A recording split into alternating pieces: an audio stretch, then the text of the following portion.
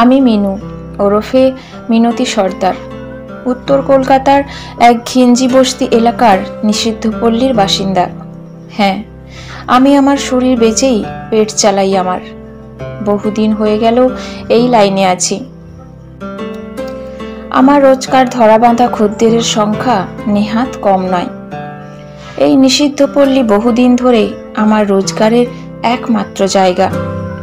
বেশ নামডাক আছে আমার এই লাইনে, যদিও সেটা সুনাম নয় আমি জানি। আমার রোজকার কাজ হলো দিনরাত এক করে খদ্দেরের চাহিদা মেটানো। তাই সকাল সকাল একটু কিছু খেয়েই ঠোঁটে গালে রং মেখে নিজেকে প্রস্তুত করে নিই প্রতিদিন। কিন্তু জানো, আজকাল মনে হয় যদি আমারও একটা সংসার থাকতো, একটা ভালোবাসার মানুষ থাকতো, তাহলে বেশ হতো। কিন্তু ভুল করেও আমি তা প্রকাশ করি না। হয়তো মেনে নিয়েছি ওসব ভাববার অধিকার আমার নেই। মাঝে মাঝে মনে হয় আমার বয়সী মেয়েরা হয়তো মা ডাক শুনছে, আর আমি একা পড়ে আছি এক অন্ধকার জগতে। এখান থেকে বেরোনোর রাস্তা আমার জানা নেই। এখানে এসেছিলাম বছর 15 হলো। তখন সবে আমার বয়ঃসন্ধিকাল চলছে। মা হতে পারার সত্তা হিসেবে ঋতুচক্র শুরু হয়েছে।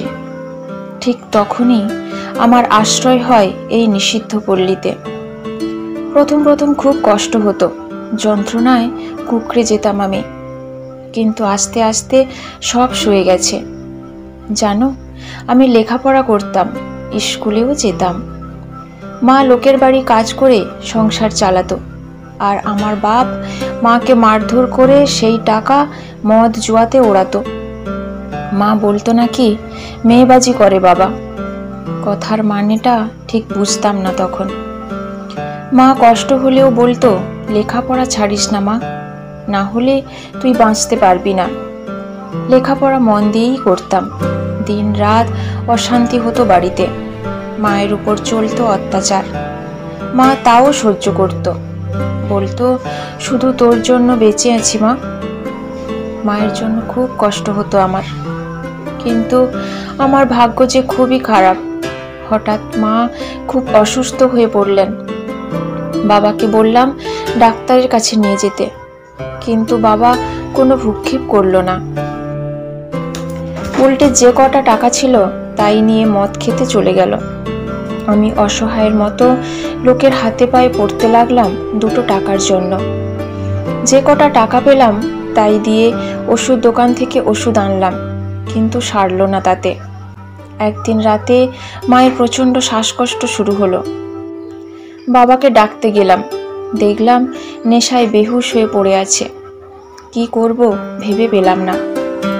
মা আমার হাত ছাড়ছিল না। তাও আমি ছুটে আশেপাশের লোকজন ডেকে আনতে গেলাম মাকে বাঁচানোর আশায়। সবাই এসে বলল মা নাকি আর বেঁচে নেই আমার। মাকে আঁকড়ে ধরে কান্নায় ভেঙে পড়লাম আমি। ছাড়ছিলাম না মাকে, কিন্তু নিয়ে গেল মাকে সবাই মিলে। কয়েকদিন পর মা ছাড়া সন্তানরা যে কতটা অসহায় তা বুঝলাম। খিদের জ্বালা যে বড় জ্বালা। ঘরে যেটুকু চাল ছিল শেষ হলো। বাবাও আর ঘরে ফেরে না, নেশায় বুঁদ হয়ে পড়ে থাকে রাস্তায় রাস্তায়। একদিন প্রদীপ কাকা এসে বলল, এবার কাজ টাজ দেখ একটা, কতদিন আর লোকের থেকে চেয়ে চিনতে খাবি। মা আগে কখনো ওই লোকটার সাথে কথা বলতে দিত না। লোকটা নাকি সুবিধার নয়। আগেও চেষ্টা করছিল কথা বলার, কিন্তু মায়ের কথা মেনে পাত্তা দিইনি। আজ লোকটার কথা শুনে বললাম, কাকা তোমার কাছে কোনো কাজ আছে?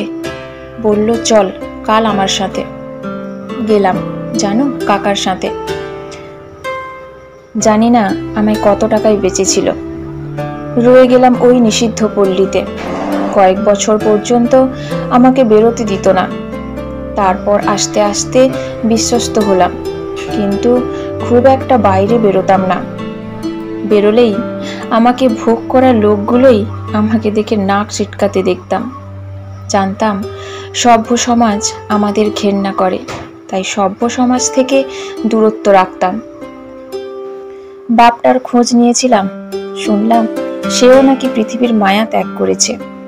লক্ষ্মী মাসি আমার টাকা ঠিকঠাক মিটিয়ে দিত। রোজগার মন্দ ছিল না। টাকা জমিয়ে একটা স্মার্টফোন কিনলাম। জগৎ খুলে গেল আমার সামনে। ফাঁকা সময়ে সোশ্যাল মিডিয়াতে ব্যস্ত রাখতাম নিজেকে।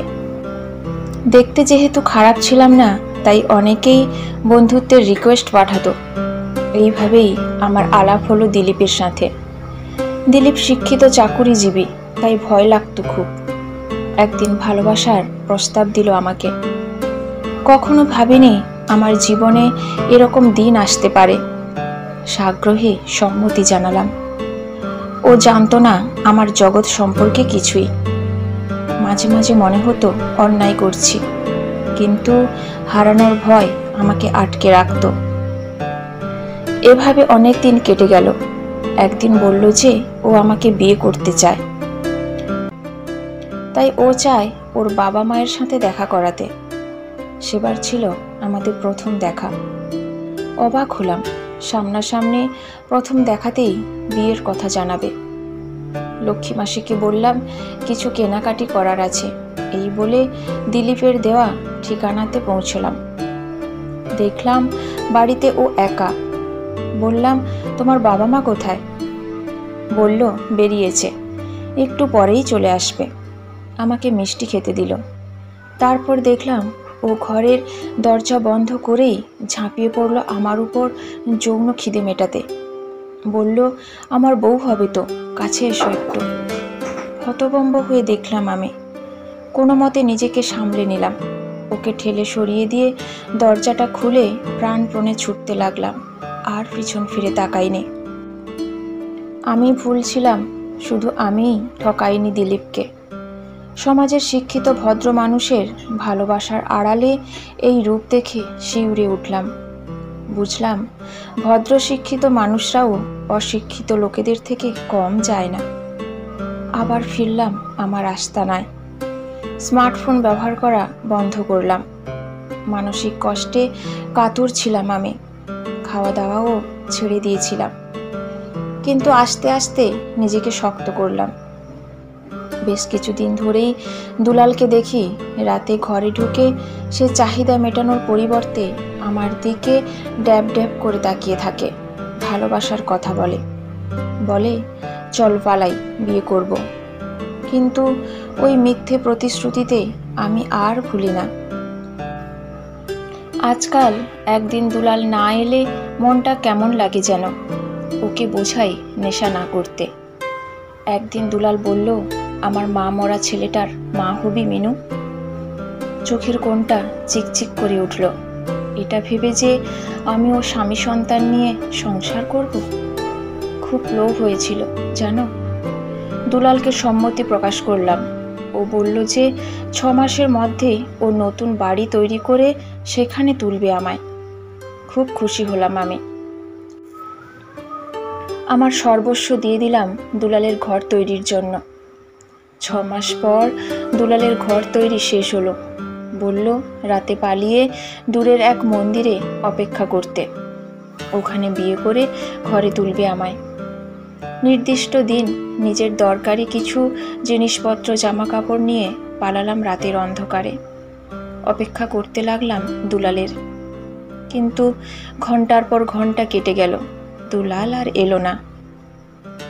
রাত 2টো বাজে, এখনো দুলাল আসেনি। আমার দু চোখ দিয়ে জলের ধারা বইছে।